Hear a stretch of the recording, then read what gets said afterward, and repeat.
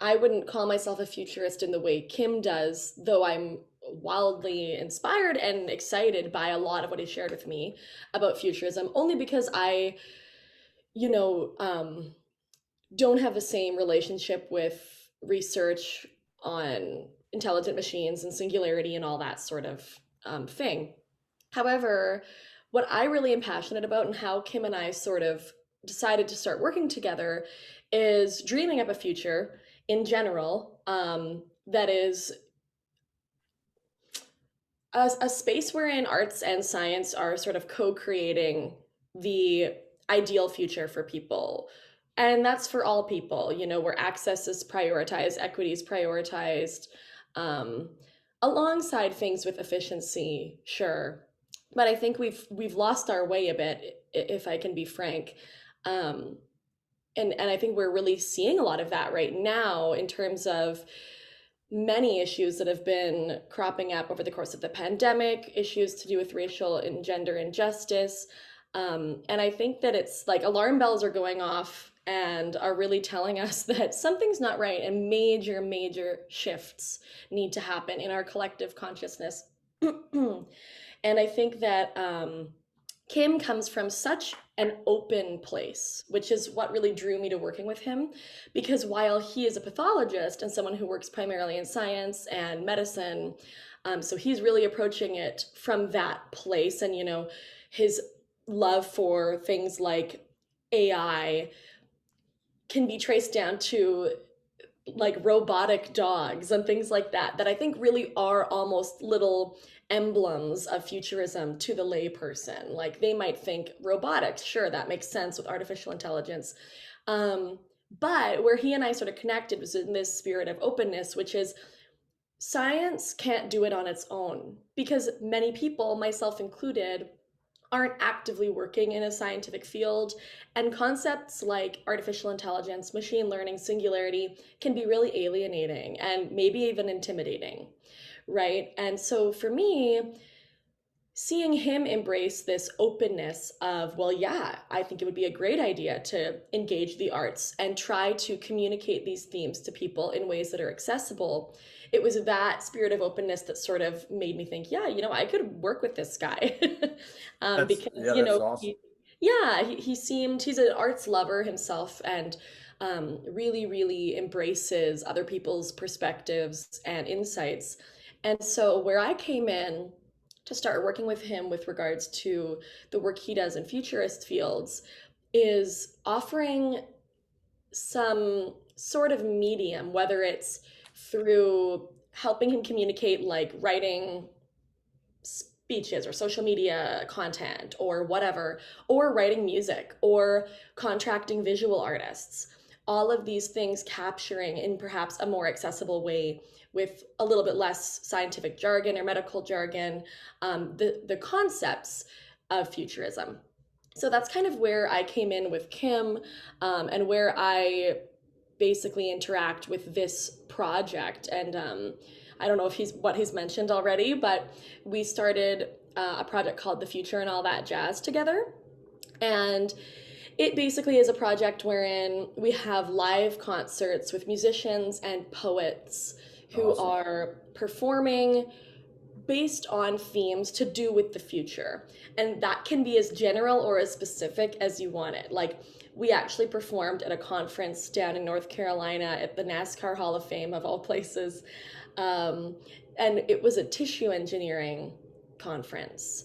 So, I had never before written a song about regenerative tissue engineering technology. That's never something I thought I would do. But I'm a full-time musician, and I do all sorts of commissions, and some are strange and some are pretty typical. And that was strange but extremely rewarding and just interesting beyond belief.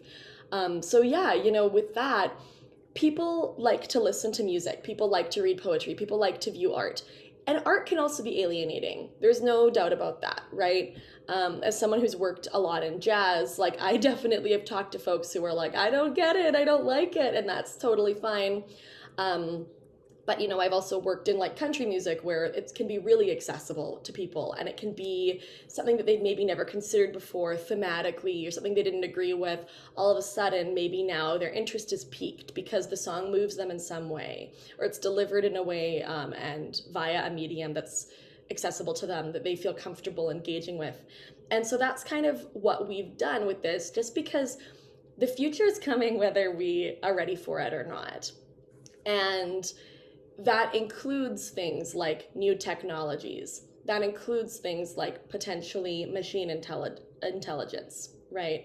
And because of that, rather than trying to keep it obscure and intangible, we think that everybody really needs to be, or we hope that everybody will be open to the idea of embracing that so we can move forward peacefully with it. And it's not something that's also going to cause um, Let me tensions to rise further. let me break in for a second. I just want to Yeah. have you've generated this thought. You let me take it back just a step. You talked about, well, you mentioned that the world, the globe, humankind is crying out right now for some kind of leadership, right?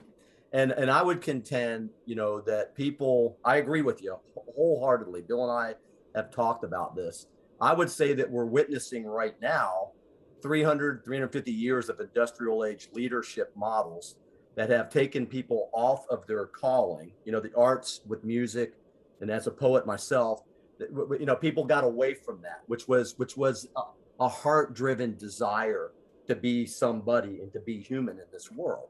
So I agree with you, really, Mallory, that we've come to this position with the global population that we are so far off our human calling that we're looking desperately, in some cases, to find people and organizations to get us back on track.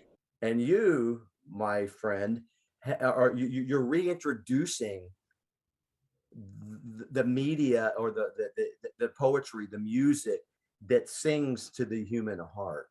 Could you make a can you comment on that? I mean, The transformation of thought between the Renaissance and the Industrial Revolution was something that moved from multitudinous to quite singular. And for example, in the Renaissance, from what I understand, if you were somebody who was an artist or an intellectual, you would basically explore everything: maths, languages, writing, painting, music, all sorts of things. And then as the world became more industrialized, mostly for the sake of economy, it was kind of like, here's your one thing that you can do now. And unfortunately, I don't actually think we work that way, or many people don't work that way. And I know personally, I kind of embrace many things. I have many hobbies and many passions. And so I hear what you're saying, and I agree. I think that it can become confusing to kind of be told, here's your box, here's your one purpose, this is what you do with your life. And then to live in discord with that, but not really yeah. understand why. And potentially to take that on yourself and think maybe you did something wrong, or this is your fault, when really this is just now kind of the mold that society has placed you in. And this is centuries old and has nothing to do with you as a person, but hey, we actually can liberate ourselves from these boxes. Love that. Love that. The ultimate freedom. I love that. This is music to Bill's and my ears, because the ultimate freedom is being you, whatever Absolutely. that is. And you're so freaking right. We are not a cubicle. We are a living, breathing organism that has every right to explore this planet and be everything, for want of a better, the Army commercial, be all you can be. But you're the pioneer of that. You're one of those outliers that is resonating with the human organism again. And if that's not love, maybe even a divine love that you can't really put into words, that I don't know what is, that's love. You are a lovely human being helping to make the world a better place. And I'm not just blowing smoke. Bill's known me for a few years. We wouldn't work together. So, but I love that. And I don't know, Bill, what do you think? This is a, this is a human being that makes me so happy and sing on the inside that I can't say it any other way. The perfect outlier. Can an outlier be perfect? I don't know, but I'm just saying. What do you think, Bill? I've been really quiet in the last hour, and I I think that's on purpose because what I'm hearing is actual music. Yeah. It's important to acknowledge our complexity and our diversity and how we aren't just robots tasked to do one thing for our entire lives. That's led so many men of a certain age in the United States anyway, and perhaps around the world, to an early death, where they literally have killed themselves because they can't figure out what it is that they came here to do. I followed all the rules, and now I just feel empty. And I can relate. it doesn't have to be that way. John and I have talked about this so much. And I was on the hotline calling. Right, and I was too. I sat there, with music it saved my life. So Yeah. what you're talking about, Mallory, is something that the world needs so much right now, Yeah. is to know that we aren't single task robots, right? We might be really good at something, but we have to allow our full spectrum, I guess is the best way of saying it, of individuality, which is also something that touches other people's individualities in ways that are very beautiful and non-threatening and actually cohesive. I mean, it's almost like imagining if all of us are part of that Kardashev diagram, right? Where we're all interconnected and we all have this purpose, and our purpose is to make the earth a better place. Except that here we are on the earth, we're not orbiting around it. Here we are on the earth doing this and rebuilding ourselves as reinventing perhaps our civilization in a certain way. And as an artist, of course, I have to agree with you, because it's going to be the artists and poets. This is the age of Aquarius, right? That bring it all together and perhaps help the rest of the world understand what the thinkers like Dr. Kim are able to offer us. Put it in language that is, instead of just reaching 2/3 of the people, it reaches all of the people. I mean, perfect situation, which we know isn't going to happen in our lifetime. Mallory's right? She's the red apple. Mallory's the red apple. There you go. Yeah. How do we ripen the other apples, Mallory? Tell us how we do that. Oh my gosh, that's a brave question. Yeah, that is. And I don't know it's one I have the answer to, but I think to me it's embracing the both and of it all, because I think thus far, like we've been talking about, building these cubicle walls on all four sides of us has been not working. And I think that for me, and this is why I hesitate to fully call myself a futurist, though I embrace it in many ways, because I think we have an equal amount to learn from the past. And I think that it's both. I think we need both to inform us. And I don't even mean the past necessarily like my lifetime, but I mean even like, and as a spiritual person, I think often about like my ancestors and ways of knowing that are embodied in the land that I live on, and things like that, where it is ultimately like it transcends time in some way, but much of that is it's equally moving back and graciously accepting knowledge offered to us from the past, from our histories, from our families, from the land we have the privilege to live on, and also embracing the new things that we've never experienced yet and what's to come. Because I've been through phases where I felt that lost or empty feeling. And in that, and especially as a really inspired person, I can tend to be overproductive, which is like a really nice euphemism for a workaholic that I've been trying to use more often. And I feel that, funnily enough, it's a symptom of being inspired, but it's a cause of burnout. And so it's a strange line to straddle and try to negotiate how I engage with all of my passions and how I engage with the world. And for so long, I was thinking, well, I'll slow down and I'll look back and I'll look inward, and I will embrace teachings and lessons and folk tales that sometimes boil things down to a very simple message. Because in this world, we're not boiling anything down. We're reading essay-long Facebook posts. And sometimes the core, speaking of apples, is lost. And so for the Yeah, longest time, that's where I was. And then in doing that, it can also feel somewhat incongruent with the fact that it's 21 and soon it'll be 2022. And I can't only look inward and I can't only look backwards. I need to embrace that both and mentality. And in that, I think it's finding the lessons and being informed and inspired by what we already know and maintaining a spirit of openness and hopefulness and integrity to step yes, forward and embrace the future. that's awesome. I like what you say about the core and I think what I'm hearing is getting in touch with your core values and then finding the commonality with other who are in this part of humanity. And rather than argue about things that probably don't matter that much, we ought to be looking for solutions on the things that truly matter. And when we lose sight of our humanity, our core value sets, not only ours but those of others that align, then we truly we're on a destructive path, and a very painful path. We And have to play to the yeah, power in order to get the funding to make the new stuff that we really want to do happen. So it's this delicate balance of, you don't want to ripen the stuff around you too much, because then in some ways you lose control. maybe I think that core values is like she said, Mallory, that no pun intended, the core values is what this is really about. And I love the word that you use with a capital I, is integrity. And when we witness day after day after day of unintegral things, sometimes it's hard to be the green apple and go, what's the use? I'm never going to become a red apple.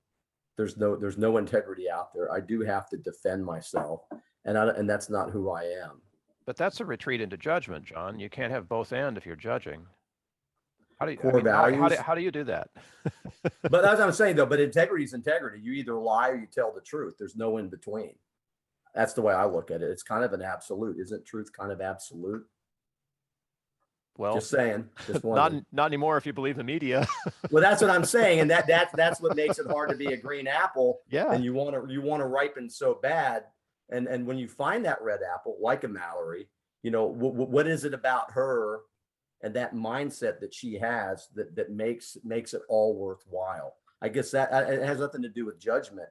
It has everything to do with No, integrity. it's totally metaphorical. That's the very first story in the Bible, is the apple that Eve hands to, or the snake convinces Eve to hand to Adam, right? The tree of knowledge, right? How much do you need? Hmm. Integrity, yeah. I mean, it's a deep question. I think that it's, in some ways, I guess I view it as, I see what you mean as truth being an absolute, but I think oftentimes in practice, the opposite of integrity actually ends up being fear. And, or at least fear is the place of operation. And that actually just makes me sad, because I'm sure there are people who just do not act with integrity out of anger or malice, but I actually suspect those numbers are quite small. I think in a lot of scenarios, that sort of behavior happens as a result of fear and misunderstanding. Um, and that makes me sad. And I really think there are ways that we can do something about that. I think community care is at the root of that in many ways. I think it comes back to something as potentially overly simplified as truly and legitimately loving your neighbor, no matter what. Because if you're a red apple and your neighbors are green apples and you're actually shoulder to shoulder with them, making meaningful relationships and building healthy community, I have no doubt that they will begin to ripen. And I really do think it comes down to meaningful relationship building and conversations with reserved judgment. And I get anger and I feel it myself, and I get fear and I feel it myself. But I also know, again, in that both and spirit, that it's also not productive, and it's necessary. It's necessary. We need to be able to work through those feelings and feel some sort of release. And I think that we need to prioritize the meaningful relationship building, the compassion, the will to have patience and understanding, and to move forward together, as cliche as it sounds, because we can't do this alone. We've been trying. No, and no, and I feel that sadness, but because nothing pains me more than to witness fellow human beings operate in a way that I know probably goes against their core value sets if they were to think about it. And you're so totally right. It's entirely out of fear. So we've got this great conflict machine in the media and working against humanity. And in essence, for whatever reason, we can debate the reasons, but the reality is it does bring fear does bring great sadness and to witness human beings not being who they really are or operate out of fear is sad. I feel that. Mhm. Mallory, do you want to drop some wisdom on us? Yeah. What's your mantra? I'm not sure. That's a good mantra. I'd go with that. No, that's a great. What is Mallory's mantra? What is your mantra for all of humanity, for all the listeners out there? Wow. Well, that's a big question. Um, I think it comes down in some ways for me to,